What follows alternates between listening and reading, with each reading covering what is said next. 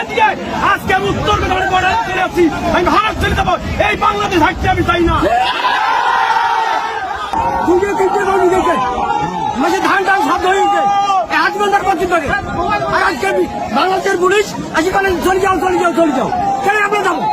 আমাদের বাংলাদেশ থাকি তো ভাই, তাহলে আমরা ওখানে কি গিয়ে থাকবো? করতে হবে, তাদের অর্থ সম্পদ লুট করতে হবে, ডাকাতি করতে হবে।